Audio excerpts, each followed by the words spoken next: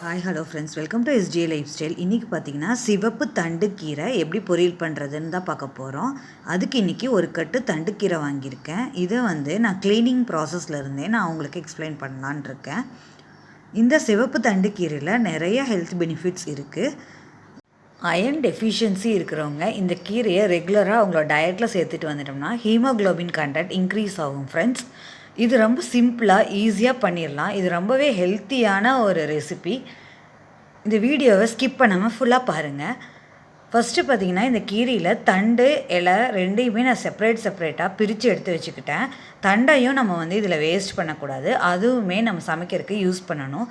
வேர் பகுதியை மட்டும் நம்ம இக்னோர் பண்ணிவிட்டு தண்டு ப்ளஸ் லீவ்ஸ் ரெண்டையுமே நம்ம எடுத்துக்கலாம்.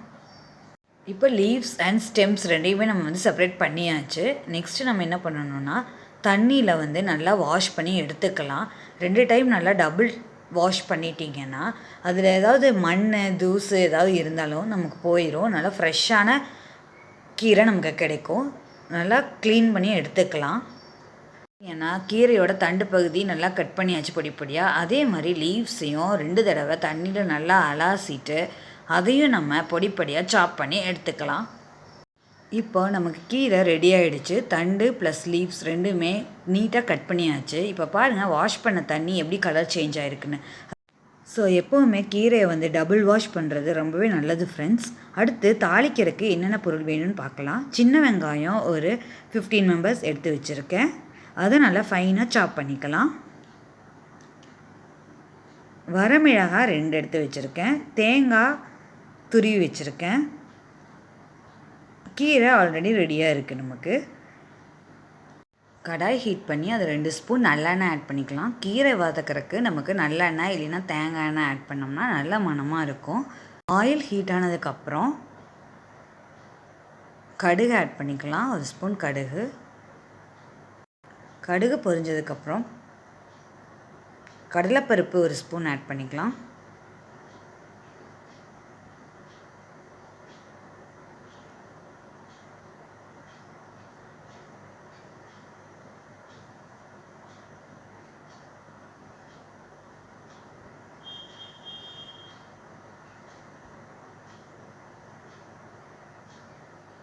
நல்லா மிக்ஸ் பண்ணிக்கலாம்.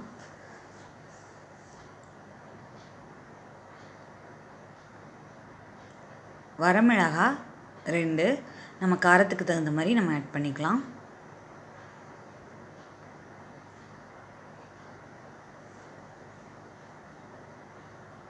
கூடவே 4 பல் பூண்டு தட்டி ஆட் பண்ணிக்கிறேன். இப்போது சின்ன வெங்காயம் ஆட் பண்ணிக்கலாம். பொடியாக கட் பண்ண சின்ன வெங்காயம் ஆட் பண்ணிக்கலாம். ஆட் பண்ணிவிட்டு ஒரு 2 மினிட்ஸ் நல்லா வதக்கிக்கலாம். வெங்காயம் வதங்கிறதுக்கு கொஞ்சம் சால்ட் ஆட் பண்ணி வதக்கிக்கலாம். கூடவே மஞ்சத்தூள் 1/4 டீஸ்பூன் ஆட் பண்ணிக்கலாம். ஆட் பண்ணிட்டு எல்லாத்தையும் நல்லா மிக்ஸ் பண்ணிக்கலாம். இது ஒரு 2 மினிட்ஸ் வதங்கினதுக்கப்புறம் தண்டு நம்ம ஃபஸ்ட்டு போட்டுக்கலாம். பொடியாக கட் பண்ண தண்டு போட்டுக்கலாம். இதை இந்த மிக்சரோட நல்லா கலந்து விட்டுக்கலாம். ஏன்னா தண்டு வேக கொஞ்சம் டைம் எடுக்கலாம், அதனால் அது ஃபஸ்ட்டே அதை போட்டு நல்லா கலந்துக்கிறேன்.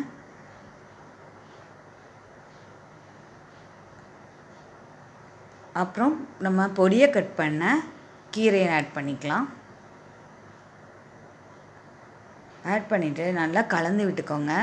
உப்பு காரம் எல்லாம் மிக்ஸ் ஆகிற மாதிரி நல்லா கலந்து விட்டுக்கலாம். பார்க்க தான் கீரை நிறையா இருக்க மாதிரி இருக்கும், ஆனால் வதங்க அது குவான்டிட்டி குறைஞ்சிட்டே வந்துடும். இந்த கீரைக்கு தேவையான அளவு சால்ட் ஆட் பண்ணிவிட்டு நம்ம நல்லா கலந்து விட்டுக்கலாம்.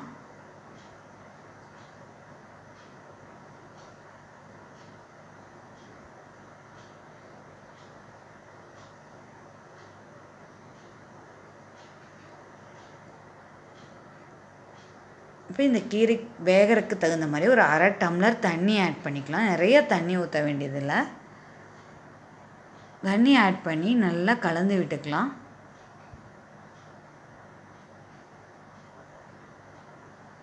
கீரை வேக ஒரு 2 to 3 மினிட்ஸ் ஆகும். நல்லா வெந்து வரணும். இப்போ பார்த்திங்கன்னா கீரை நல்லா வதங்கி வந்துருச்சு. நம்ம ஒரு லிட்டு போட்டு ஒரு 2 to 3 மினிட்ஸ் நல்லா வேக விடலாம். நம்ம அப்பப்போ எடுத்து செக் பண்ணி பார்த்துக்கணும், அடி பிடிக்காமல் இருக்கான்னு பார்த்துக்கலாம். இப்போ பார்க்கலாம், கீரை நல்லா வதங்கி அந்த குவான்டிட்டி அப்படியே குறைஞ்சிருச்சு. தண்ணியும் நல்லாவே வற்றிருக்கு, கொஞ்சம் தண்ணி மட்டும் இருக்குது. இப்போ வந்து நான் தேங்காய் துருவல் ஒரு கப் ஆட் பண்ணிக்கிறேன். ஆட் பண்ணிவிட்டு நல்லா கலந்து விட்டுக்கலாம்.